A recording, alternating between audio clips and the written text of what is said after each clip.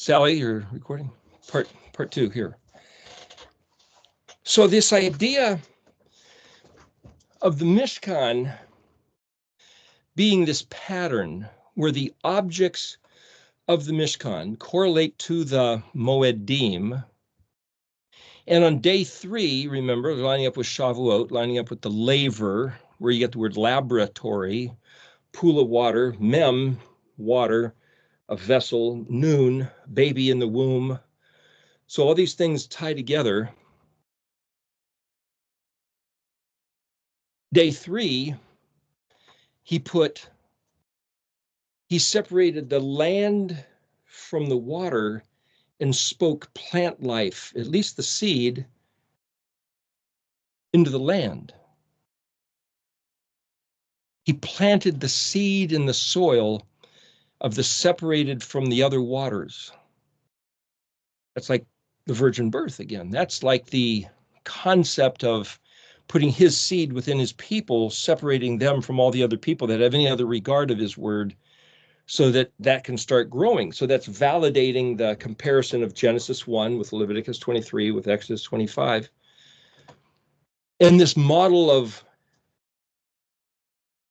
the alphabet letters, Mem Nun, whereas Kaf and Lamed lining up with the barbecue grill. Kaf is an open hand like the grill. Lamed is shaped like this, shepherd's staff. Shepherd's staff, teach and learn. That's like the word heart spelled Lamed Bet, lab, where we get the word love in English, is this pump. It basically helps the blood circulate, forcing, but the K, like the cough, like a kidney, filters. So you have a filter and a pump. And then some people are saying, well, the heart's not really a pump. And like, yeah, but there's a model of it anyway, like a pump and a filter for just what it's worth. So the idea of saying the Torah is this pump and filter of teach and learn. What did he say? How do you do what he said? Why do you have any regard? Because you said you wanted to be his people. So when Moshe says, I put before you life and death, blessing and cursing, choose life. I encourage you. That's like standing outside the fence of the Mishkan, standing outside looking at the 4-color embroidered door. If you got blue, purple, red, white, like Yod, Hey, Vav, Hey, the creator, the giver of the Torah, the Messiah, Mashiach, the red, the blue, the color sky blue, the authority blue, like the hand of the creator, purple royal decrees, this royal color of Segula. Segal is also purple or violet. You're my special treasure. It's his words. That's the purple. That's the Torah. The red, the Messiah, Mashiach made flesh. And then, hey, Yodevav, hey, the Messiah, Yeshua left us. I'm sending you the Ruach HaKodesh, the spirit of my Father, our Elohim, who leads us in the ways of truth. So that hey equals the first hey, the hey of the Torah. It has to equal the hey of the Ruach. And if the leading of the Ruach doesn't equal exactly, this is how you manifest the instruction. It's a different Torah, a different instruction. Oh, then it's a different Ruach. It's not him. It's like that's this catch, this gauge of filtering out. Is it the real Ruach or the fake Ruach of perversion and distortion, or the Ruach Kodesh, like the Torah Kodesh? So for me to sit there and analyze this stuff, which is not something I learned in Christian church or Christian school, I'm getting it from looking at his words and comparing the spelling of his name and the meaning of the letters to the Moedim. That's the comparison. To the Mishkan, to the 7 days of creation, and saying there's a correlation between the 7 days, the Mishkan, the Moedim, and the Aleph Bet. And then the Beatitudes lining up. We're not going to go through that right now, but those line up and validate. And then the Lord's Prayer, the prayer of our Father, that which we're going to get to in just a moment here. That's another gauge of reference, of validation. And so, but the point is about this, if you say, well, if the Mem Nun, the gestation and birthing of the seed within, the seed sprouts and becomes this tree, like the menorah shape, that's why it's shaped like that. And why 7 branches? Well, there's something about that too. we've talked about that before. Just to carry on with this tract, I won't address that exactly. But there's the menorah shape, and then the ayin shaped like an eyeball, like a fruit with a stem with a seed in it, and next generation propagating that, which one way for the seed to travel, an animal will eat a blackberry and poop out a seed elsewhere and start another blackberry bush, or watermelon seed, or that's you eat, you speak, and it propagates the seed, another generation. So all this is built in. So if you contemplate the Mishkan in regards to the story of the Genesis 1 and the Moedim alphabet letters, you got a pretty good scope of the kingdom of Elohim. The kingdom, the Malkut, Mem Lamed Kaf Vav Tav. Well, Vav Tav is plural, so Mem Lamed Kaf. Well, that's the word for king. But Laka, Lamed Kaf, means go, get out, or you go. This is boom, this is to you. Mem Lamed Lamed is to speak. So is Debar, so is Amer, so is Bet Tet Aleph. But Mem Lamed Lamed is speaking. So what's spoken to you is Mem Lamed Kaf, is Mem Lamed Lamed, or Mem Lamed that's just the structure of the language. So Mem Lamed Kaf is what has been Mem Lamed Lamed Kaf to you, that which is Mem Lamed. Remember Lila spinning around like a DNA double helix concept, spiral staircase, that which turns and spins, which is also Gidolim, which is, there's all these words that have incorporated this festooned, ribboned, spinning, twirling, dancing, and rejoicing. Nagila. You start looking at these words in Hebrew and you realize there's thematic pictures.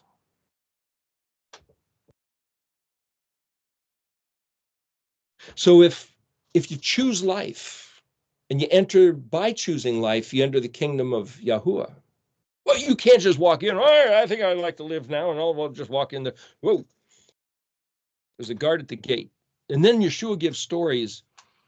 Guy who gave a big party and everybody had to wear a certain attire, and he sees somebody in there who wasn't dressed, didn't have the certain bow tie or the hat or the cloak, the shirt, whatever it might have been, a little sticker on a badge. Friend, and he says, how did you get in here? Well, I was on the door. I heard it was an open party. I just came in. And he calls for the bouncer, get this guy, bind him hand and foot, and pitch him out into the darkness. Whoa, that's pretty rude. The guy said he wanted to come in.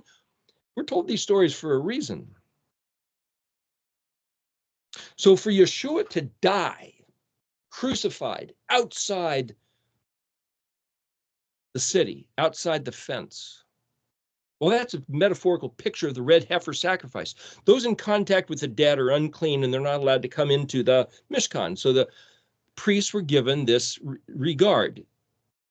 Kill a red heifer, burn it down to ash, mix the ash with water, and paint this on or rub down somebody in contact with the dead, and then they can enter into the Mishkan to offer their sacrifice, because normal people were not allowed to go into the covered place, the holy place, where was the menorah, table, showbread, altar of incense, only the priests. And then even the priests couldn't go into the Kadosh Kodashim, the Holy of Holies. That was only the high priest once a year on Yom Kippur. And if he was unclean for some reason, he'd die, and they had a rope tied to his foot and they'd drag him out. He had a little tinkle on his hem, and if they stopped hearing the sound, here's another one that wasn't proper, and they dragged him out and say, well, we'll try again next year. So I hear the story goes. But the point is, the common person, they were allowed to come to the barbecue grill and the laver? That's inside the compound. Did the common person go in there or not? You hear different stories. At the culture, I don't quite know. But the point is, if you're not going to enter the Mishkan, then why do you need to have the red heifer sacrificial ashes put on you? Or was that just for the priests? Again, we hear stories, we don't know, but the model is the red heifer is killed outside the fence, the ashes put on you to cleanse you so that you can be absolved of whatever unclean status so you can enter the Mishkan. That concept I see happening with Yeshua dying on the cross. And if you look at the word spelled, het, tet, yod, in the dictionary. Well, you won't find it. You'll find het tet aleph, and you'll find het tet. It means sin. Het tet aleph, aleph is kind of an Aramaic suffix, kind of a neutral. It's put on a lot of words. If it's het tet hey, hey is the feminine suffix, meaning hers. Het tet vav would be his sin, her sin. Het tet yod would be my sin. It makes it my personal possession. And het tet is sin. But it's also, if you look at het tet aleph, it means sin sacrifice. And it also means to be absolved of criminal accusation, to be washed clean and find favor. So there's something about my sin sacrifice, which is an exchange. The pure sacrifice is offered, and me and my impurity am allowed to exchange positions of regard. So I am regarded then as pure, and it takes on my sin. And I mentioned before, there's this movie called The Fly, where this guy figures out a way like Star Trek to decompose and rematerialize elsewhere. Only when he comes back, there's a fly in the room. And so he rematerializes with part fly, and he starts spitting up acids to dissolve his food and growing these weird hairs and stuff. And it's like, oh, so if you have an impure sacrifice offering and you're actually trading places, and people say, look, you're just burning up an animal. Who cares? It's just ritual format. It doesn't matter. You're burning up a perfectly good animal. So then they started offering up lame and sick animals because, okay, we're offering your animal, because they didn't get what's happening. What's happening is purity in exchange for your criminality, let's say, your filthiness. And because it's only symbolic, they figured, why waste a good animal? But apparently Elohim is saying, oh, it's not just symbolic. There's something of reality going on.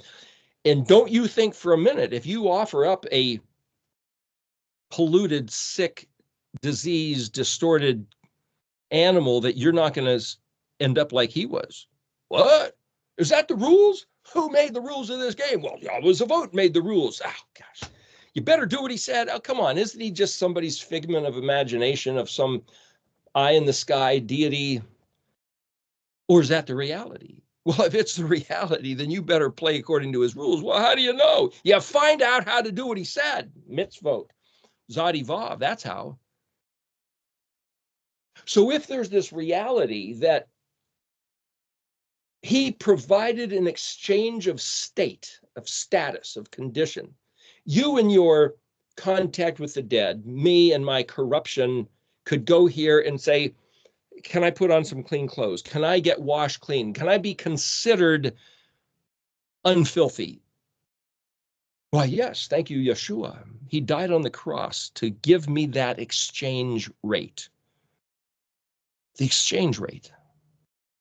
If I go to Canada and have some Canadian dollars, I can't spend them and even buy a hamburger in America. I got to go to a bank, and there's an exchange rate. I can't just swap one for the other. There's somebody who puts their hand in and takes out his take. If I have 100 Canadian, I might only get 75 American back. Hey, what's going on? Give me a fair. Somebody gets to take. Well, it cost him his life, his blood. That was the take.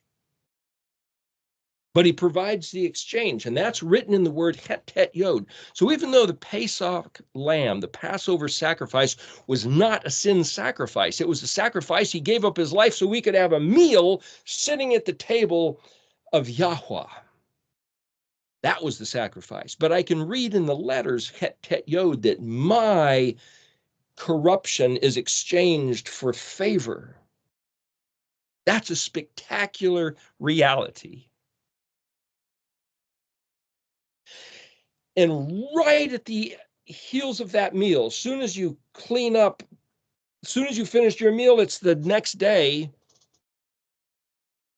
the 15th, which is the first day of unleavened bread. So as soon as you say, I want to be his people, I accept his giving his life so that I can be cleansed. Now, how do I do what he said to do? That's what's written in the pattern. It's not a matter of saying, now you don't have to do anything. No, now you have to do something. You have to find out how to do what he said to do. That's matzah. And then you have to become impregnated with his seed, his DNA, as it transforms your being until you sprout it. And then like I said before, there was this concept of, like in the movie The Alien, like a wasp putting its seed inside a caterpillar, and the caterpillar is the host as the seed grows, the larva inside like the alien inside that one astronaut, until the alien jumps out. Who's the alien? You are. You're the alien of the noon sammaking, feeding on the carcass of the human Adam, hosting the regenerated second Adam. There's kind of that model going on. Me, myself, here in this composure, am the sacrificial host for the me who will live unto eternity in that other dimension with Yahuwah Elohim Zavot.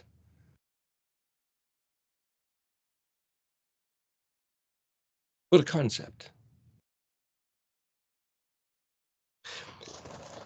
There's something about the sprouting, the menorah shape, it bears fruit. And if you look close at the way the menorah was described, it had 3 cups or bowls or knobs, so it had the same word, on each of the 6 branches and 4 in the center. Well, if they were cups, that's what you'd pour oil in wicks. So if I think of them as just decorative knobs, the way it's drawn with 7 bowls or 7 wicks, but if each cup had the oil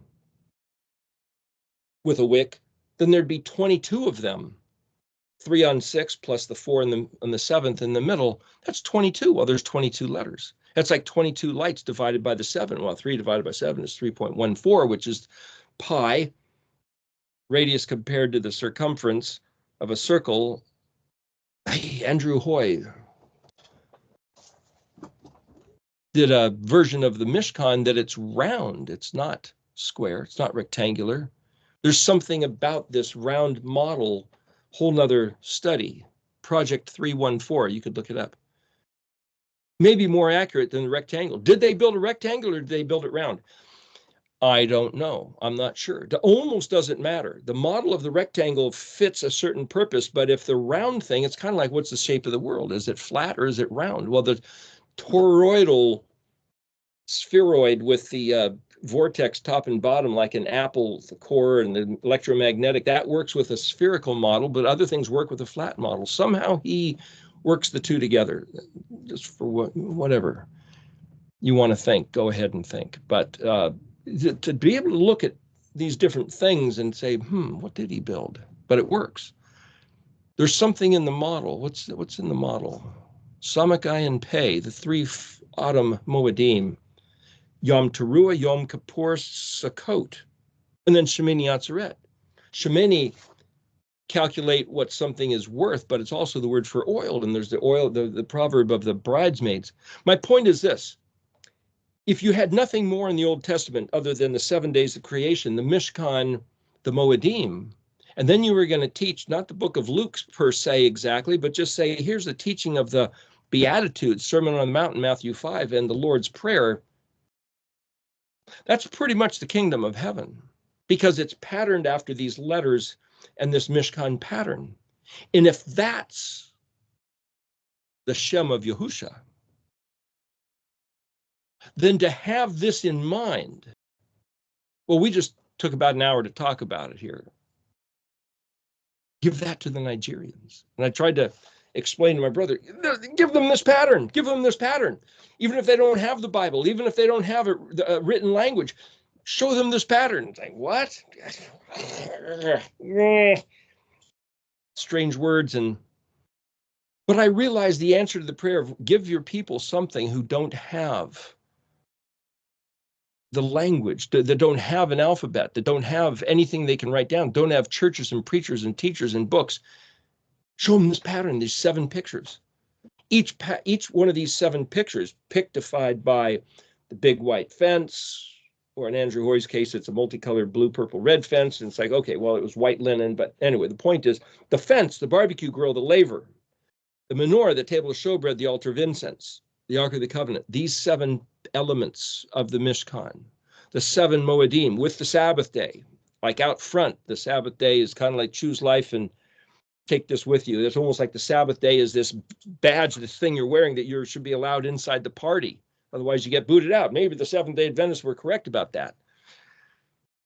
Though they bailed out on the Moedim for the most part. There's a group down in Terabella, California. John Vandenberg, he was promoting the Moedim. Anyway, my point is, each of these items, each of these 7 is a voice, speaks, shouts. So if you look in Revelation on the 7 trumpets, which is in Revelation chapter 8, the 7th seal, you know, we've talked now through Revelation about the first 6 seals, and then the 7th seal was quiet for about a half an hour, and then all of a sudden, these trumpets. It's like this setup before the explosion. There's 3 words for voice, basically. It's resh, ayin, mem, ram, which is indignant complaint. And raged, there's resh, vav, ayin, ruah, like taruah, which is a war cry, a cry of distress, a cry of triumph, a cry of rejoicing. It's an alarm, or it's just this, bah, this blast. They're all ruah, taruah, resh, vav, ayin. And then there's the word for voice, which is kol, kufav, lamed. So whether John heard 7 trumpets, 7 voices, 7 thunders, they're all just probably one of these 3 words. They're all kind of the same thing. It's 7 issues, 7 matters, 7 debarim, 7 ways of saying the same thing. One of the points about this Mishkan pattern is that the voice is in the pattern. No, the communication is in the pattern. It's almost like Yahuwah's DNA is the pattern of the 7, the Mishkan pattern, but it's expressed a little bit more elaborately in the 22 letters. But at the heart of the 22 letters between Het and Zadi is this pattern. And then this pattern can be expressed in, I stopped counting at about 500 different places, ways in the scripture I can see it, one of which is the Lord's Prayer, we're going to get to in a minute. But the point is, I could say, well, what else might it be? Well, it might be anything else, but what else might it be if the 7 thunders that John heard, Yahweh said, don't write it down. Just the word ayin dalet is witness and testimony. The word ayin vav dalet, ode. Ein od zulti, ani Yahweh, ein Elohim, ein od zulti. He's saying, I think it's in Isaiah. He says, I am Yahweh. There's no other gods. There's no other Elohim. I am the Elohim, ani Yahweh, ein od, ein vav dalet, ein, aleph yod nun, like ain't no other, ein dalet, zulti, zayin vav lamed tav yod. Zul, Zion, set apart, lamed, teaching. There's no other teaching of distinction of Elohim bearing the testimony, ayin vav dalet, ode. But it also means repeatedly, forcefully, continually, again and again. That's ayin vav dalet. Well, if he keeps saying, I am Yahweh, your Elohim, there is no other Elohim, there is no other deity, there is no other philosophy, there is no other ism, there is no other way. It's what I've said every time, repeatedly, forcefully, continually, the same thing over and over. Well, then why would he come up with some different thundering voice that John heard in Revelation? No, he didn't say it was a different voice. He said it was this complaint, this thundering, this powerful blast that John was told not to write down. So I can imagine it's the exact same voice.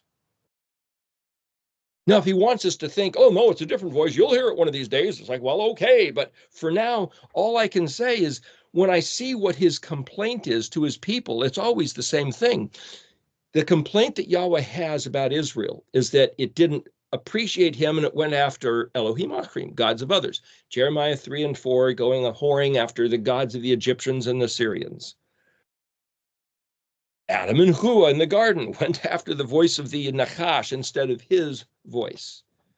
Ephraim going after lying and stealing and killing rather than the voice of emet and chesed, truth and kindness. And he keeps calling us back. Listen to my voice, Shema. Guard what I said. Don't throw it away, but guard it, attend to it, and do it. Don't just paint a picture of it, put it on the shelf, hang it on your wall. Do it, engage it, be part of the festivals. Keep these Moedim, engage them, and remember this Yom HaShabbat. It's the testimony that you're my people. That's my insignia for the Christian church to say, no, just ask Jesus in your heart, and he'll tell you you don't have to do anything. He'll give you the Holy Spirit to lead you in a different truth than what he told our forefathers. That's a lie. That's corrupt. It ain't true. It ain't right. How do I know it's not right? Because it doesn't match what he told us in his Torah. And then, yeah, but his apostles and prophets, the ecumenical councils of saints and bishops have all told us, well, then they're all wrong. Can offend a lot of people. Just so you know, there's a guy named Stew, S-T-E-W, and the last name is Piddasol, P-I-D-D-A-S-O-L. Look him up on Facebook. A lot of people don't do Facebook. He puts up, call it a blog, every week. And he has for a few years now. He's the guy that runs the Mountain Air 7 videos that I've got a bunch of pictures up, videos on. But every week he writes something about going over the same thing. We gotta observe the Torah, and every voice that tells us not to is a lie, is heretic, is infidel. And then you'll point at us and go, oh, you guys are, oh, you guys are. It's like, listen, you're gonna have to figure it out for yourself. You're gonna have to figure it out for yourself. Read Stu's thing. He has documentation of a lot of verses and a lot of voices. He had this one up with Martin Luther. Martin Luther, you know, the leader, the great father of the Reformation, the Protestant church, said, these are words out of his own mouth, that because of Christ's death, washing us free of any incrimination for our sins, he said, sin, and sin boldly. Really? Oh, yeah, exercise that grace. This guy, Martin Luther, had a number of things to say. He hated the Jews, too. Well, if you look at history, my point is, what's the truth? What I'm saying about this Mishkan pattern is that if we can assess its value, its statements, its voice, based on the pictures of the festivals, the 7 days, the Mishkan, read the Moedim, or the Beatitudes in Matthew 5, and compare thematically, there's a voice, there's 7 voices there, and each of the voices fit together. Choose life, be his people, learn how to do something, have his seed put within you, develop into where that seed is you bearing his fruit, which somehow is this oil of his DNA by which we are received into his eternal exclusion to everybody else who doesn't have that oil. That's Shemin. That's semen that carries his seed, his DNA. That's in these Moedim. If you can picture them not as just Jewish holidays, but correlate them to these other things. Give that to the Nigerians. Give that to the Americans. But to see that, and then to see that it's in the environment, that story is in the environment of the Aleph-Bet. Chet Tet Yod, Pesach, Kaf Lamed, unleavened bread, Mem Nun, Shavuot, Yom Teruah, Samech, Yom Kippur, Ayin, Sukkot, Pei, Shemini Atzeret, Zadi. And I say that because people have Shavuot is only one, as 2 festivals, the first one and the last one, in which case Shemini Atzeret is bumped out from not being part of the group of Moedim. I reckon it differently. You can think about that, or we can discuss that later. We've talked about it before. My point is, let's look at the prayer of our Father. So in looking at the AENT, Aramaic English New Testament, it reads a little differently than what I might have expected. But let me address a couple things before I say that. In Matthew 5 is the Beatitudes. Matthew 5:48, Yeshua says, "Be ye perfect, as your Father in heaven is perfect." Okay, as you think, thus you are. He said, "Be perfect." Nobody can be perfect. Ha ha, it's a throwaway, like telling Abraham, "Go count the stars." Oh, I get it. Nobody can count the stars. You're right. You're off the hook. You don't have to do anything. Just believe. Oh, okay. But so I looked up the word for perfect in the Aramaic, and it's the word spelled Gimel Mem Resh, or Gimel Mem Yod Resh. It means concluded, finished, complete. He fulfilled the law. Be fulfilled. Well, the word in Hebrew for perfect is tav mem, tom. Like where you get the word Thomas. Tav mem is perfect. It means artless, naive, innocent. You haven't added anything to it. It's his stuff, pure and simple. But it's finished. It's concluded. He fulfilled the law. It's over with. It's done. Not exactly. This word also, Gimel Mem Resh, means he deduced, learned. It also means destroyed. That means when you choose life, you become Yahweh's people. Now, see, I'm gonna take this and I'm gonna reapply it to the pattern. You destroy what's not of him. You come into the Chag HaMitzvot and you eat the unleavened bread, but you destroy the leavened bread. It also means Gimel Mem Resh means was decided. It also means to burn spices on coal or perfume, to be perfumed. Well, that's like the altar of incense. That's the sixth moed, not the second one. Gimel Mem Resh Nun, remember the nun suffix is one engaged in the action of, is the word extremist. So this means, be ye perfect, be ye an extremist. Yahweh is known as El Kona, and he Konas is what he said one place. Kona, Kuf Nun Aleph, means passionate, zealous, jealous, in a frenzy about his stuff. And he said he's looking for people with the same attitude. He says, I've got the reputation, I got the name of Al Kona, and I certainly am Al Kona. Calm down.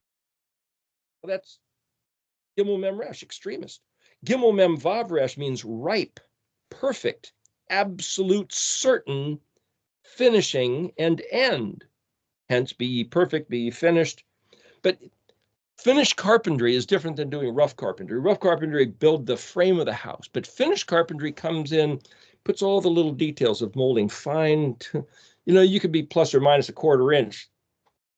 Get away with it with rough framing. If you're doing hatchet work, maybe even bigger gap than that. But finished carpentry, man, you want to be down there to a 32nd of an inch if you're good. The point is, it's an exact, but it also means certain. There's this is Gimel Mem Resh, Gamor. Gam. Hey, there's that verse in Proverbs 28, I think it's verse 9. He says, he who turns his ear from hearing the Torah, even so, now that word even so is Gimel Mem, Gam. Even so, his prayer is an abomination. The word Gam, it says that's where we get the word jam. Well, there's no letter J, but it's pronounced kind of J. Well, we're jamming. Well, that's like a bunch of musicians getting together. Literally, the word means heap, pile, mass together, also, even as well, much, many, a heap, all together. It's like everybody comes around and they just start jamming on their instruments. That's the word Gimel Mem. Gimel Mem Aleph is to swallow up, to suck something up. So the papyrus, which is a plant which sucks up water, that's the word Gimel Mem. Gam, Gimel Mem, to stutter, to stammer. So you keep saying the same thing over and over. You keep doing it again and again. Gimel Mem Lamed, camel, gamel, means to be rewarded, benefit, recompense, paid, to ripen. To ripen, that's like the word gamor. Gimel Mem Vav Resh, Gimel Mem Vav Lamed. So as you're studying the spelling of these words, you'll see by changing the third letter, not the principal first two letters, but you make the second the same as the third, you add another, and if you know the value of the letters, it just shows you how to build the concepts. Gimel Mem Lamed, the right or title to receive a pension. Gimel Mem Vav Lamed, to ripen, to be weaned of something. Deprived. Hornless, to cut off the horns of something. Gimel Mem Mem. Gable end of a building, like the hump of a camel. That's the Gimel Mem Lamed. Gimel. There's one other word to consider, and I'm saying these things for a reason, but Matthew 6:25. So that was Matthew 5:48. Matthew 6:25. Don't be anxious. Well, what's that word anxious? Tav, Aleph, Zadi, Pei, Vav, Nun. Well, the Vav, Nun is a suffix of one who's doing that. So Zadi, Pei, or Zadi, Pei, Vav, Nun, or Aleph, I will. Tav is the prefix of time that you should be or you was doing, right? So if you look at Zadi, Pei, hey, look, observe, keep watch, foresee, expect, look out, hoped for, to lurk or spy, cover, overlay, plated with metal, like something chrome plated, it's covered over, it's hidden, secret. Zadi Pei, Zafa. Zafon, Zadi Pei, Vav Nun, is north, hidden, concealed, or treasured.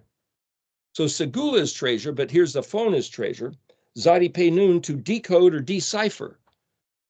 Well, if something's hidden in a code and you decode it, it's like finding buried treasure.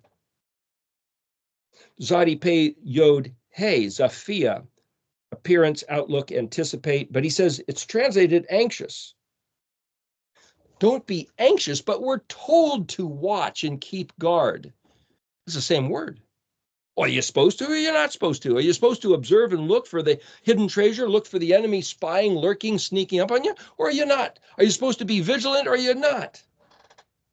Mixed messaging.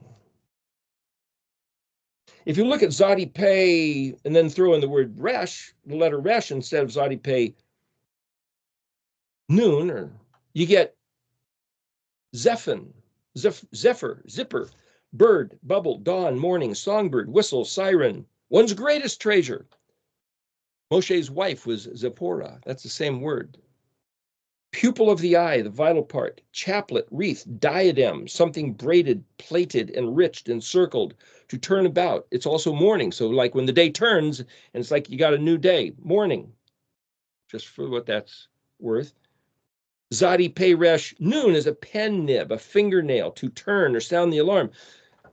I just say that's part of the words here, but on the shields that are drawn up, the aleph in the middle looks like the nib of a pen. It's also an aleph on purpose, like this, that which turns like spinning, which starts this whole big going. I'm just showing you the connection, one of the reasons for that. Zadi Pei, press, crowded together like willows. Willows grow all crowded together. Zadi Pei Yod Resh, Zephyr is a he-goat. Zadi Pei Resh, Dalet Ayin, frog. Zadi Pei Resh, Vav Nun, capricious, jumping about, excited. And it's like, what's all this got to do with it? He says, don't be anxious. Your Father in heaven knows what you need. Zadi Pei Vav Nun, Zafun. Don't be. What are we supposed to be doing? If you look in Matthew 5 and Matthew 6, that's where the Matthew 6, 9 through 13, he says that right before this Lord's Prayer. So I'm saying this, he was sweating bullets, he was sweating blood just before at Gethsemane, just before he goes into being inquisitioned and then crucified, Yahusha. Gethsemane. Gat is a place of pressing. Gimel Tav. Shemen, pressing of oil.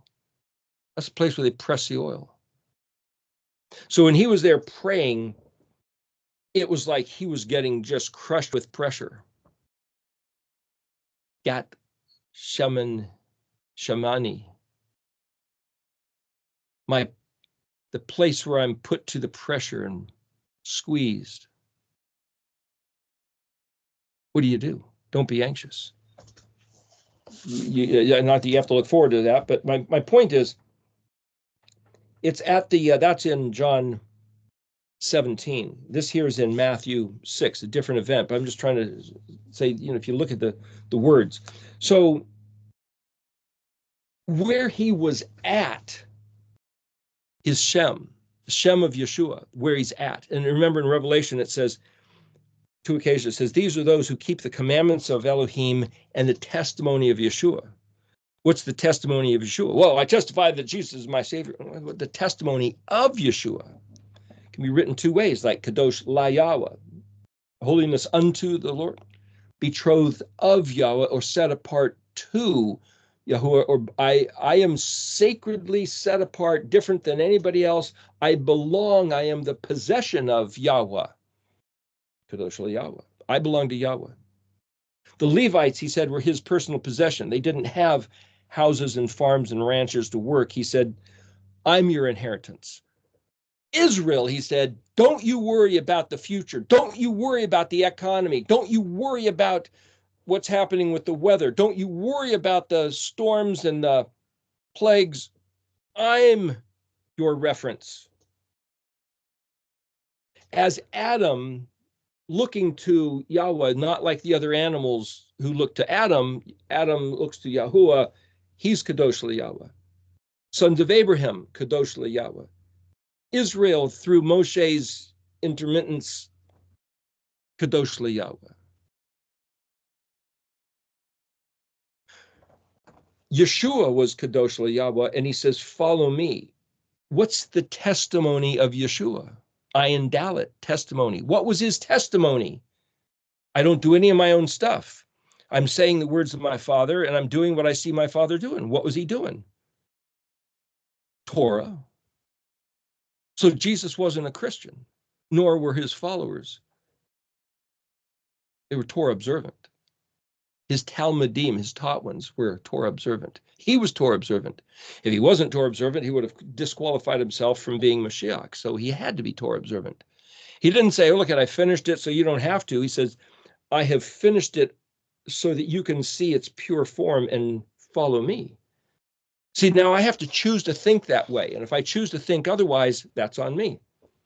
So if I say, well, if the mind of Yeshua, the mind of Yahusha was Matthew 6, 9 to 13, the disciples having said, hey, teach us to pray. And he said, okay, here it is. I could, very interesting, if you look up on the internet, I'm not going to take the time to do it. It's more for comedy value or of interest. Look up the different ways to say the Lord's Prayer. The Message Bible has one. New King James has one, King James, and then there's a bunch of other ones. And some of them are children's Bible. They're so watered down, or they're so lackadaisical, I might say. In my sense, disparaging adjectives. But look at him in the Aramaic here. We're going to go through it. So he says, Anat on, Aleph Nun Tav Vav Nun. Well, that in the Aleph Nun Tav is the word you. Well, Aleph Tav Hey is the word you, but it's a Hebrew word. But remember, this is the Aramaic, so I'm just going to kind of go through as quick as I can. It's just this one page, but see what I can do here. Anaton Ab-on. See, in the Aramaic, well, in the Hebrew, if it's nun vav suffix, it means us, our, we. This is belonging to our stuff. But here it's vav nun, so it's anat on, abba, ab on, and then they don't say shemayim, they say shemia, shin mem yod aleph. This is the Aramaic, so it's dalet, that which, and so in Hebrew it would be sha ba shemayim. Shin prefix, that which belongs to bet in, shin mem place, plural yod mem, but this is dalet bet shin yod, dalet bet shin mem yod aleph. What I could say, well, mem yod, hey, that's the word who. Shin mem, hey, that's name and place. And bet shin mem, bashem, that means spiced, perfumed, and intoxicated. And if I looked at shin bet shin, which would be the Hebrew, shin bet shin, shabash mayim, means entangled, confused, compounded, snare, trap, mistake, errors in writing. And it's a twig smeared with bird lime, like where they've been roosting above. And now, why would that be the word for heavens? Something spiced, perfumed, and intoxicated, like when you drink to get intoxicated, you're mixed with alcohol, you're no longer of coherent, normal you mind. Spiced and perfumed. It's not natural, it's something else. So it's not saying it's good or bad, but then the last words is Nun Tav Kuf Dalet Shin, Shin Mem Kaf. Well, Shin Mem Kaf is your name. Shin Mem is name, and then Kaf suffix means your, Kadosh. So he's saying, you are Father who are in the heaven. Kadosh is your Shem. Your Shem is Kadosh. Now, if we're going to compare this to the Mishkan pattern, that's the big white fence. That's like Passover. That's like, let there be light. What are we saying? We're acknowledging that who he is, who, Mem Yod, is this name, Shin Mem, which maybe has been spiced, perfumed, intoxicated, entangled, confused, compounded, errors in writing, Shemayim. But we're going to now focus our attention to our Father. So yes, there's a certain dynamic of relationship, but the Kadosh Shem, what is that? It's not just, oh, he's the eye in the sky, he's the one in the heaven. There's all sorts of entangled confusion, intoxicated perfuming of the heavens, which isn't necessarily true, isn't necessarily accurate. Different myths and fables and Elohim Achrim, but we're speaking to the one of Kadosh Shem. Where's the gauge of Kadosh Shem? It's the Mishkan pattern. That's where it is. And if we start off saying, here's the big four-colored fence, embroidered blue, purple, red, white, Yod He Vav He. So in my mind, I'm speaking to and about Yahweh, Yod He Vav He, Elohim Zavot of Israel. Blue, purple, red, white, Yod He Vav He. Singular attention. Yeah, he's in the heavens, but the heavens are a bunch of places, a bunch of names, twigs smeared with bird dung, and now we're going to zero in. So the next matter is, thy kingdom come. Well, what's a kingdom? Malkut. What's Malkut? Mem Lamed Kaf Vav Tav.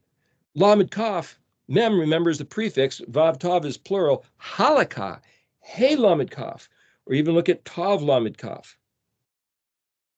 It means to take counsel, to walk about, to come, to go.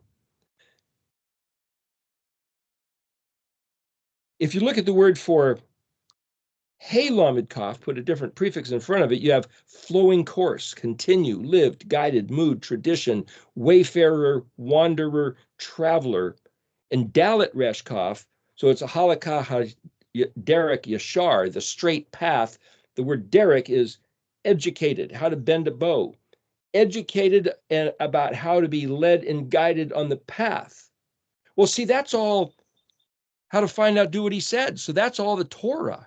And if that lines up with thy kingdom come right after Kadosh is your Shem, and if Kadosh is your Shem is the four-colored embroidery on this Mishkan fence, and right inside is the barbecue grill, then the barbecue grill lines up with your kingdom coming is doing the Torah. And so if somebody's praying the Lord's Prayer and doesn't like the Torah, has no regard for the Torah, or like he says, if you in Leviticus 26, if you consider my decrees, my ways to be loathsome, abhorrent, rejected, whatever, casual disregard, that's the exact attitude which brings and then multiplies and sustains the curse. The 2,730-year curse is maintained by that attitude. And if you want to pray, thy kingdom come, you're saying, bring me the Torah. And not just, I'm putting it on you, thy kingdom come. I have to start doing the Torah, and then it's manifest present tense. It's not me waiting for an event. It's me making the event happen real time, presently, by doing, by being, of the mind, of the heart, to teach, learn, regard the Torah, Kaf Lamed. Chet Tet Yod, Abenu B'Shabbat our Father in the heavens. I acknowledge that I am unworthy, I am unclean, I am an alien, but you have, because of Yahusha being sacrificed of himself to gain me entrance, absolve me, and cleanse me so I can find favor. And so now I will manifest your kingdom present with affectionate regard. Thy will be done on earth as it is in heaven lines up then with the laver, with Shavuot, your will to be done on earth. Well, what's that word for will? So I looked it up. It's Zadi, Bet, Yod Vav Nun. Thy will be done. See the word Zavot, Zadi Bet, Aleph Vav Tav. Well, Zadi Bet Aleph is armies, captain of legions, master of armies. Zadi Bet, Yod, Zavi is pleasure, shape, form, nature, and character. Zavi, beauty, glory, swelling, gazelle. Zadi Bet Hey, wish, desire. Zadi Bet Tov, nip, seize firmly, grab a hold of something and not let go of that. Like the little nubs on your battery, put the cable on there and crank it down and make sure it's clean to hold on so you energize your vehicle. Thy pleasure, shape, form, character, and nature be done on earth as it is in heaven. Well, if that lines up with the laver, if that lines up with Shavuot, if that lines up with me being impregnated by his seed, then not only do I have to yield to receiving his seed, but I have to have the desire to be impregnated by him, by his DNA, by change my being to be with his being. That's all Memnun business. That's all Shavuot, vow. And if you break your vow, you get the curse. Why would I break the vow? I vowed because I want to be. Israel said the same thing, and Israel broke, and Israel then gets cursed for 2,730 years. But see, this is all the stuff of the statement, thy will be done on earth as it is in heaven. Thy will. What's his will? It's the stuff he just talked about. It in the previous sentence was thy kingdom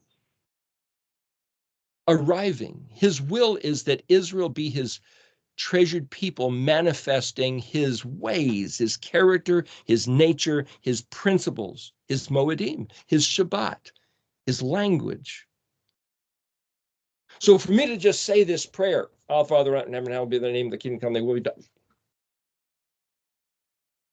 If I read these other things on the internet, boy, the head goes elsewhere. But if I align each phrase with each appropriated phrase of the Mishkan pattern, all of a sudden this thing opens up, associating with them with the pertinent letters. Thy will be done on earth as in heaven. What did he say his will was? That I listen, Shema, that I guard, keep, watch, observe, and beware of with great attention, not anxiously, but with great intention, Shamar, and then do it, ayin sheen, hey, produce, cause, force, press, squeeze, make it so.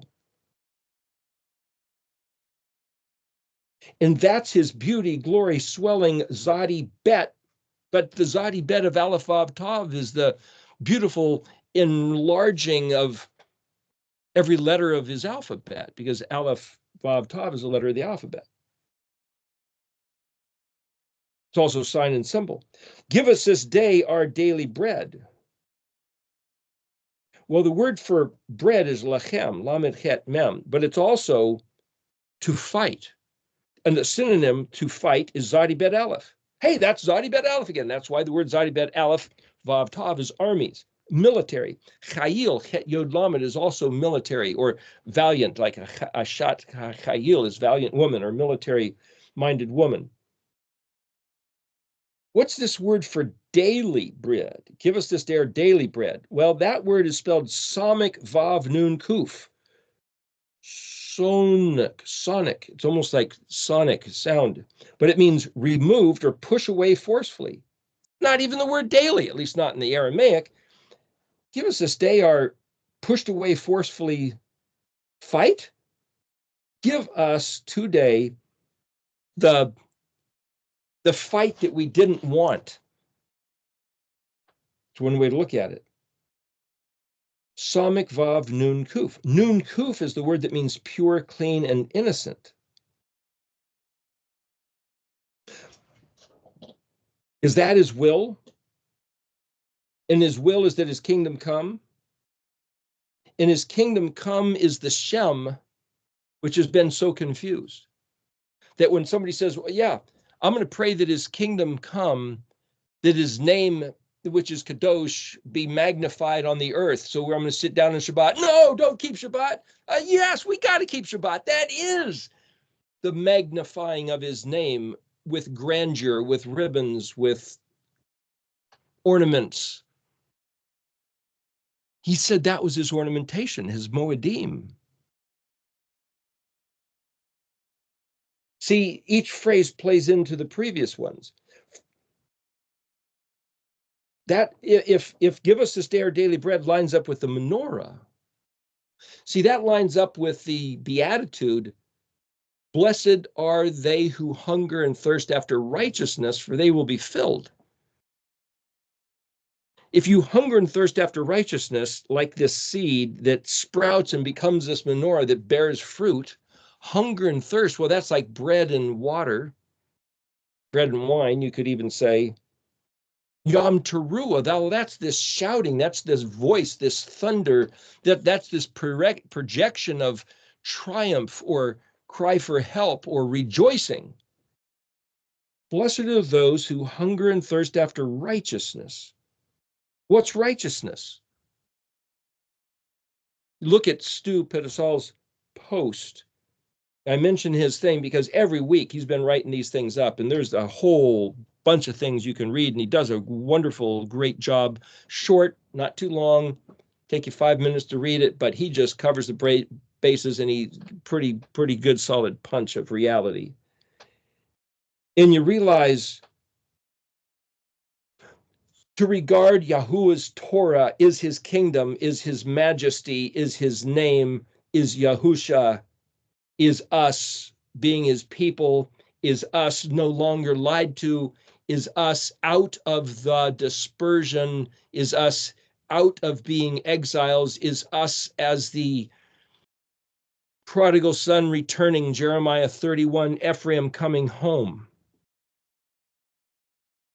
And that's the mind that we are that. Forgive us our debts, our trespasses, as we forgive our debtors, those who trespass against us. That word as is the critical consideration. We talked last week about the word mishpat, the fulcrum upon which is the balancing of scales. So you look that up in the Hebrew, and it's let's see. It doesn't exactly say that it's verse 12. In the Aramaic, it's not the word to forgive. It says Vav Shin Bet Vav Kuf, Shabuk. And it means abandon, neglect, forsake, or leave it alone. It doesn't say forgive. So if the King James says forgive, what does the Hebrew say? I haven't looked it up in just the Hebrew, but in the Aramaic, abandon, neglect, forsake, to us, Lamed Nun, or Lamed Nun Vav Lanu. And then here's this word, Chet Vav Bet Yod Nun. Well, Chet Yod Bet is bound, guilty. Chet Yod Vav Bet is obligation or imposed a duty. Neglect or abandon the bound obligation belonging to us. A bound obligation That's like if the judge decrees that you have to do something or be something or pay something, or if you know that you must. But then here's this word aleph yod kaf nun aleph, aika. Well, kaf nun is the word yes, can. Yod kaf lamed have power, capacity to prevail, contain it all. Aleph yod kaf, remember, hey yod kaf means how, or find out how, similar to mitzvah, which is to say, what did he say to do? How do you do something is haika. This is aika, aik na. If you look in a couple verses previously where it says, thy kingdom come, in the Aramaic, it's tav, aleph, tav, aleph. Tav, aleph, tav, aleph. Aleph, tav is the, hey, there's the aleph, tav, but the word tav, aleph is a container, a cubicle, a box, a cell. It means to come or arrive. Your kingdom, nun, hey, vav, aleph, exist. Zadi, bet, yod, nun, kaf. Your, well, there's Zadi, bet, yod, nun. Well, bet, yod, nun is understanding. Zadi is this blossom. So your kingdom come, your will. So your will is a blossoming of understanding. And then be done is the word aleph, yod, kaf, nun, aleph. How? Yes. Aleph, yod, kaf. Aleph, yod is like the word for island or where. Where is this thing I'm looking for? Aleph, yod, kaf is how. Kaf, nun is yes. So truly, where is the truth about in the heavens characterized aleph, pei, and then the last word, this is verse 10. I'm jumping around here a bit, but thy kingdom come, thy will be done on earth as it is in heaven, and the heavens also on earth. But the word for earth is bet, aleph, resh, ayin. See, in Hebrew, the word is earth is aleph, resh, zadi. Resh, zadi is run, rats, run like rats. Volition, engaged with intention of desire. But here, resh, aleph, resh, ayin is the Aramaic word for earth. So bet, aleph, resh, ayin, aleph. Well, bet, aleph, resh means explain or make clear, ba'ar. Resh ayin is the word for friend, companion, noise, or shout, similar to resh vav ayin, which is the word ruah or trumpet, but it's also evil or harm. So you could say the understanding of where is the truth that exists in your aleph tav, which is your kingdom, make it appear as fragrant, spiced, the reality also on the earth where it's explained, where it's characterized by people just hurting each other all the time. Could you please explain it and make it clear? Which is what this study is about. How do we take that which has been loathed, rejected, and explain it to our friends who think they're his friends, his people, understanding the truth of the Aleph Tav being the Malak Otka, the things that he told us to do. It's right there. You can just see it when you look at his words.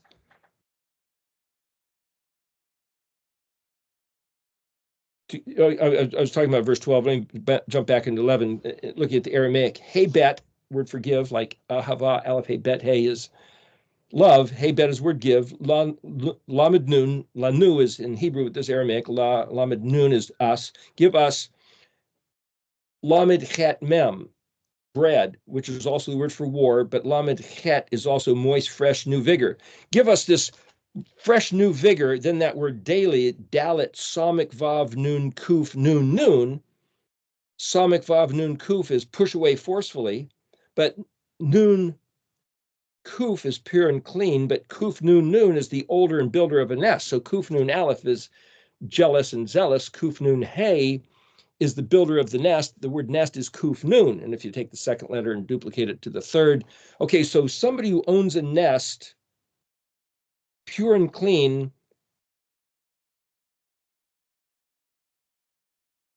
but the word Dalet Samik Vav Nun Kuf means set apart from others, being pushed away. It's like a synonym of kadosh, synonym of porkna, synonym of bad. Dalet, Pevav Resh Kuf, pork, like we talked about last week. Yom na, Yod Vav Mem Nun Aleph. Well, Yod Mem Nun is the word Yemen, which means prepared and appointed. So you could say, well, he's not talking about, well, yeah, we're set apart, but every day is set apart from the others because it's today. So he's basically saying, give us the moist, fresh, new vigor as if this is our nest. We own this and it's a fight, but give us what we need to deal with what is prepared and appointed for us to deal with today.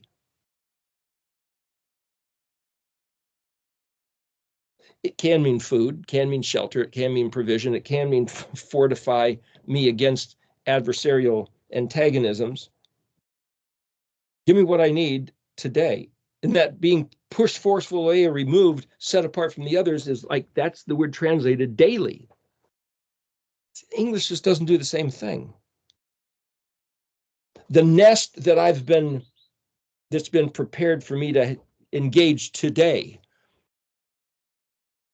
A friend the other day, the police detective called him up and said, hey, could you come in and explain something to us and answer a few things for us? We'd like your help. Or they said something along those lines, and he was right in the middle of work, and it's like, okay. So he drives in and parks and says, how can I help you? And it was virtually like he said, somebody came up behind him with a baseball bat and smacked him in the head and dropped him to the floor and said, you're under the arrest. And they dragged him in and threw him in the jail cell for the next few days and didn't see it coming, had no idea. Wham! Accused of what? Guilty! Oh, no, wait a minute. I thought we were innocent until proven guilty. It's like, wham! Just totally blindsided. He didn't see that coming. But according to this voice of prayer, you could say, I don't know what's coming. You have a nest prepared for me today? I'll be in the jail cell for the next how long? Maybe the rest of his life. I don't know. I don't know what he did. I don't know what he's accused of. I don't know if he's innocent or. But what I'm saying is, stuff happens. Stuff can happen. And this part of the prayer says, Yahweh, you're my Elohim. I don't know what, and you told me not to be anxious, not to look for, see, I got everything covered. Boom, get you from behind.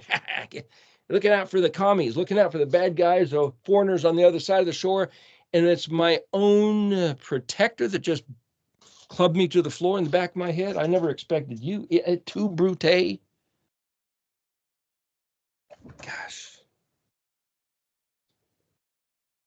Got to know who to trust. And then he says, verse 12, going back to where we were just talking about, abandon neglect for me, please, what I am guilty of, because I had an obligation, a duty was imposed upon me, but in the manner of how. Yes, truly. Aleph Yod Kaf Nun Aleph, Dalet Aleph Pei. Aleph Pei is the word for nose, wrath, flaring.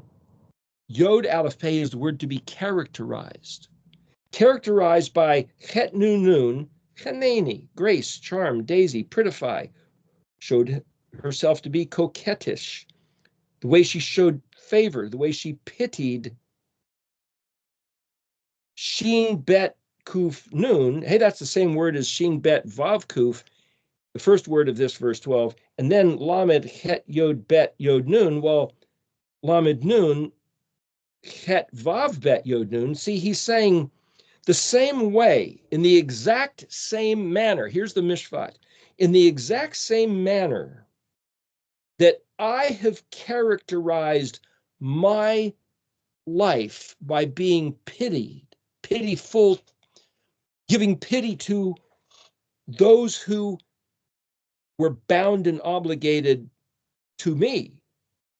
And as I neglected to hold them to that responsibility, so please neglect my obligations.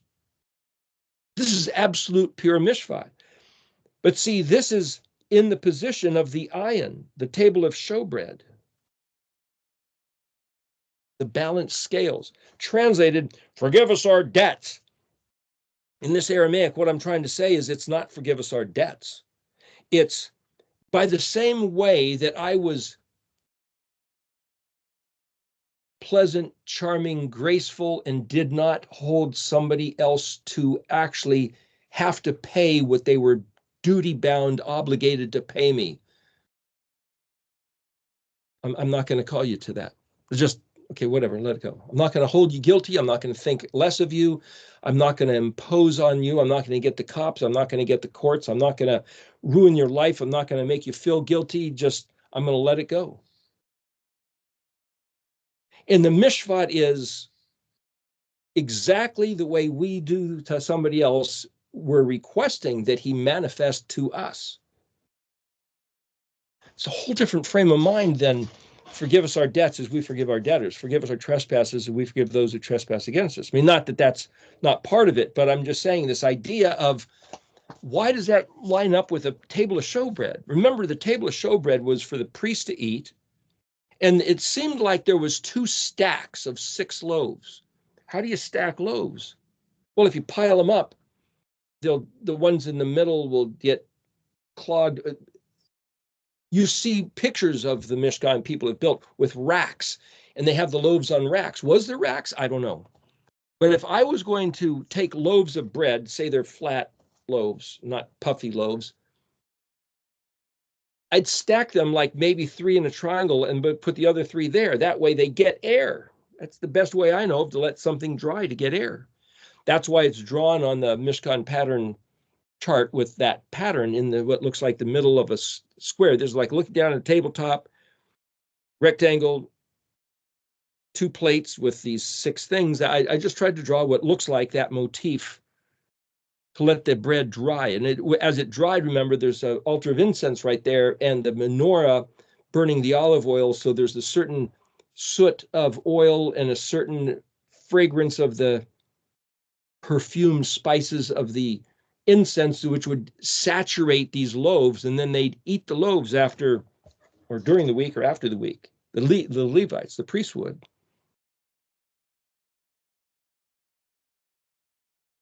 So for me to associate that ayin, that fruit with the seed in it, the corral with the animal in it, the favor with the heart appropriated to the one trapped by your grace. That's the ayin. Yom Kippur?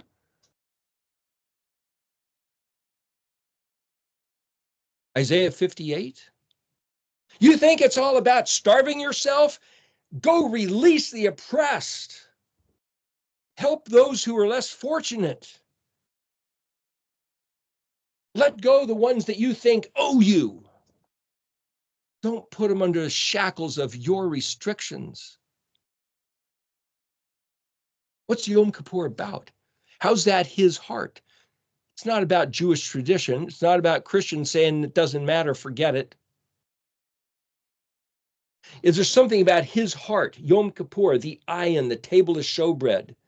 If you come into this room and you see a table set up for people to eat together at the table, the brotherhood, the social aspect of this whole thing is right there, the picture of that table, the picture of this heart, this attitude.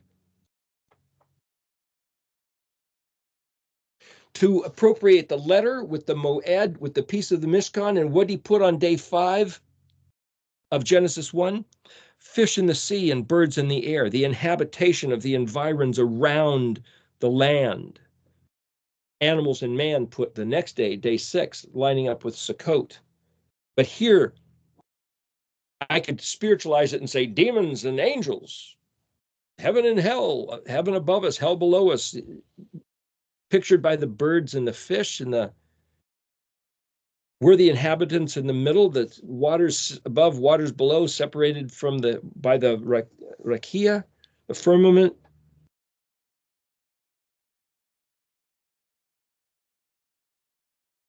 What were we bound and obligated to do? Well, the only binding obligation we have as his people that we can be held accountable is not keeping his Torah, not living up to what he said to do, going back to honoring his name and learning his Torah and taking his seed to heart, and then we've profaned it. We've brought it to nothing. We've misrepresented him. Ezekiel 36:23, everywhere that I sent you across the face of the earth, I kicked you out of the land because of your bad behavior. And wherever you went, you blasphemed, you defiled, you polluted my reputation, you ruined my name. Sorry.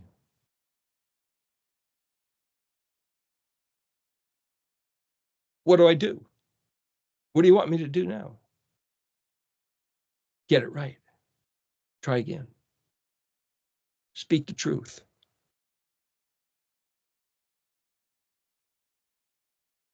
Hey, mouth, day 6. Animals and man made, verse 13. Do not yoke me unto Lamed Nun Samik Yod Vav Nun Aleph. Nun Samik, test, trial, experiment. The Nun Samik is that picture of the eriktology logo surrounded by the letters, you know, the Nun on the Samik. Yeshua said, if I be lifted up as Moshe lifted up the serpent in the wilderness, on that apparatus, on the scaffolding, on the trellis, the living one lifted up on the trellis as a spectacle to observe.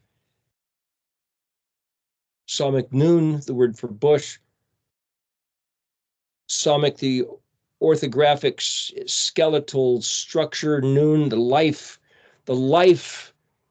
pinned to the engineered apparatus. The squirrel in the tree. And it says, don't yoke. Aleph Lamed Aleph toward pay Zadi Nun. Well, pay Zadi is explode, but Zadi Nun is a thorn. Zadi Nun, hey, the word for shield, the word for basket, made of thorns, a basket, that's like a crown of thorns. Mem Nun, the place where it comes Bet Yod Shin Aleph. Bet Yod Shin, bad, evil, make me ashamed. Mem Tet Lamed, put, placed, impose a task upon. Intermittent, do, patchy, like the word for sheep. This is verse 13 of Matthew 6. It's translated, don't lead me into temptation, but deliver me from evil. Don't lead me into temptation. Isn't the rats, the Resh Zadi, the whole task on earth is that we're taught how to be, how to think, how to spell, how to write, how to do athletics, and then we're given a job and told how to do it, and then we're constantly put to the test, pass or fail, idiot, or, you know, here's a congratulations. And what do you mean, don't lead me into temptation? Yeshua, when he was baptized, went right into the wilderness of temptation for 40 days. What do you mean, don't lead me into temptation? That's the English translation. But it says, don't yoke, test, trial, experiment toward exploding thorns, make me ashamed, evil, bad, impose a task upon. And then there's this word, dalit, yod, lamed, kaf. Well, yod, lamed, dalit, yod, lamed. Dalit is the prefix, which is just like belonging to, of steward, waiter. The kaf suffix would be you or yours, steward or waiter, your steward, your waiter. You go to a restaurant and the hostess or the waiter comes over and leads you to a table, and what would you like? And you bring stuff. Listen, they're trying to help you. Don't sit there and torment by playing practical jokes or insulting or trying to poke fun at your waitress, the steward, the busboy at the hotel. Trip him and make jokes and cause him grief. That's what this is basically saying. Don't impose a task upon as your amusement. Don't lead me into temptation, but deliver me from evil.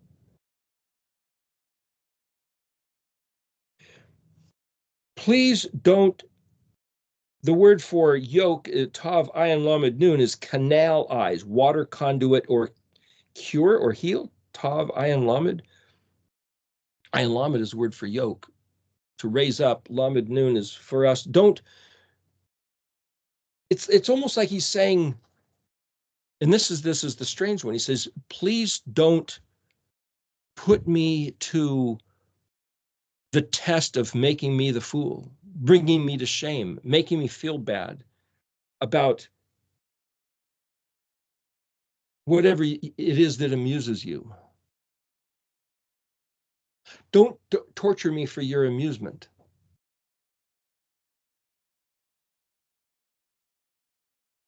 Do we have to ask him that? Why would Yeshua tell us to do that? And that's in the place of pay, the mouth, the altar of incense, Sukkot. If we're asking him, don't put me to the test, or don't put me in situations to torment me for your amusement. I know of people that have done that to each other. In fact, their reputation is they do that to others, torment and torture for their amusement.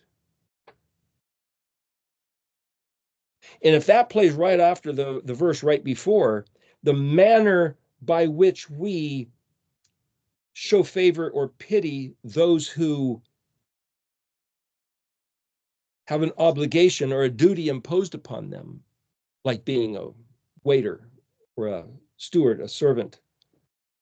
The way we treat others is what's going to happen to us. And then we say, oh, please don't do it to me.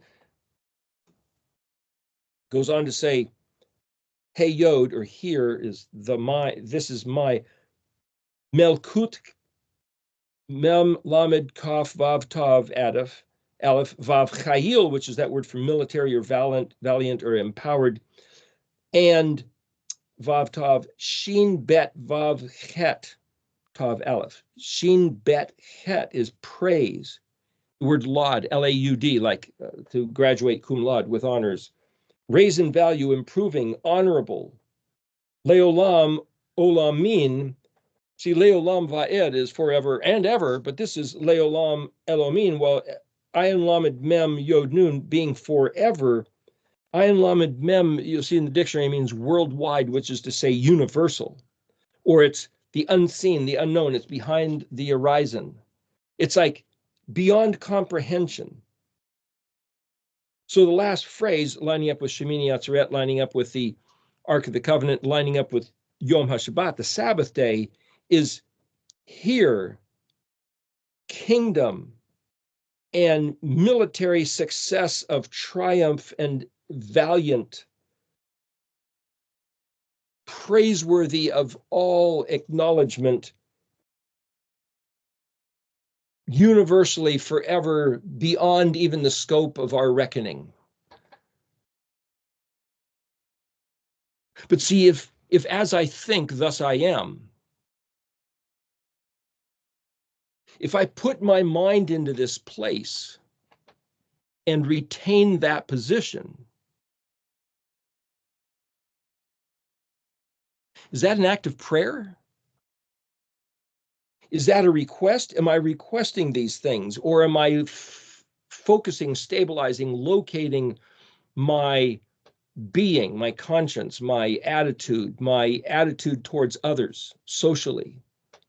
Because like Ayin is the table of showbread and pay the altar of incense, like I said, Ayin being the table of showbread is the society, the place of the other people sitting at the table. But if pay lines up with Sukkot, well, that is the community, that is the society. It is camping out for a week in the 7th month. And the idea that your most treasured possession, the pupil of your eye, as we saw in that, get which word that was.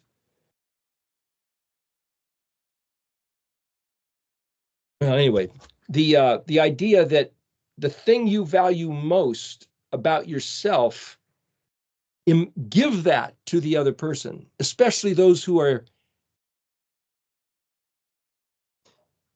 obligated to serve you, not because they want to, but that's their job, or they have to. Be kind. You want to be his sweet little coquette, show it by being so to others. See, but this is the New Testament. And so in the same passage of Matthew 6, Yeshua goes on to say, turn the other cheek. Bless those who curse you. It's like, yeah, but where's the warfare? Where's the weaponry? Where's the fighting against the adversaries? If they throw missiles, you throw. There's the conflict. But see, remember when I was in grade school, the song "Onward, Christian Soldiers, Marching As to War," and you got, the helmet, the salvation, and the sword of the Spirit, and the shield of faith, and feet shod with the gospel, peace, and the gird with the belt of truth, and you picture like a Roman soldier, a crusader. It seems like the enemy is myself. It's me and my attitudes about others, about circumstances, about why this, why not that, about fighting the other people, especially nowadays. Yeah, forget the gear, just push the button and have your drone do it for you. My point is, this concept of taking these 7 voices, these 7 thunders, these 7, how many times does he have to tell us? Same thing again and again, repeatedly, forcefully. Are these the 7 thunders? If you don't have the Bible written in your language, if you don't have a church, if you don't have a preacher, you don't have the entire Bible, all you have is one film you saw one time that some missionary came flitting through and then he's gone. And it's like, what was it that he said? It's like, the interesting thing about this Mishkan pattern is that if you hold these 7 pictures of the Mishkan, associate them with the 7 Moedim, keep the Moedim, walk them out, keep them with your friends, and think about the words that he used. That's the manifestation of his kingdom. It's all in there. It doesn't neglect Yahusha. Thank you that he died on the cross, that he allowed us into this, and thank you that he rose from the dead, showing us that we are just in a temporary phase of having an affection to be his people, walking in his ways and keeping his stuff alive, manifesting his kingdom come. So that when he comes back, he's not, I never knew you, you workers of iniquity. It's like, that's dangerous ground. The notion, there's a couple other things maybe we could talk about next week. We've talked about it before. Hosea 14. I don't have the Tanakh in front of me here, but Deuteronomy 25:68. Let me just look up that real quick, and then we'll have to quit. We're already running a little bit late. Deuteronomy 25:68 here.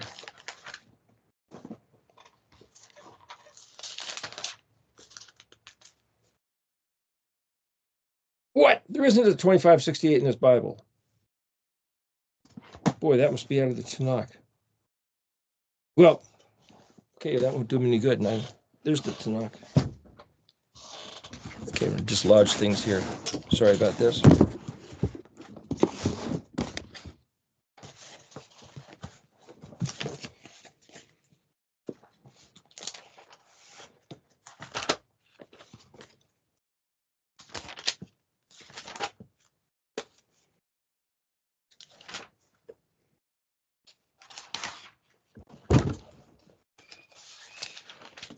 Well, there isn't one there. So I got it from the wrong, that's weird. Oh, well, I had written that down from another thing. We'll talk about that another time. So I guess we're done for today. We've already gone a couple hours, half hour over. Is there anything anybody wants to say before we shut this off, since we're over a little bit anyway, in a supplemental perspective or a contradiction or whatever? Is there anything that anybody wants to throw into the study while we're still recording on YouTube here? If there is, just click on and see what you have to say, unfiltered.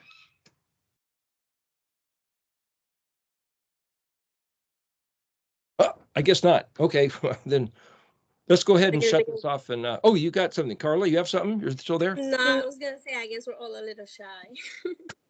That's okay. Either that, I put everybody to sleep and nobody's still listening. One or the other. No, we're Anyway. listening. I think I can speak for all of us when I say that we do agree with what you're saying, though. That Abba has placed it before us, and we as a people, humanity, we have, I guess, placed more faith in humanity, in doctrines, and in just the majority, the like you said, the halal, the common, than what he has placed before us clearly, because the whole of creation shows us exactly what he has for us. So yeah, with that, I'll close in prayer. Abba, we praise thee and we thank thee exactly for that, for making it clear for us. And we ask that thou would open our eyes so that we may see it as such, that we don't have to depend on our own understanding, but that thou will fill us with thy clarity and thine own way of showing us. Hallelujah, hallelujah, hallelujah, wasabaot, b'Hashem Yosha. Amen. Amen.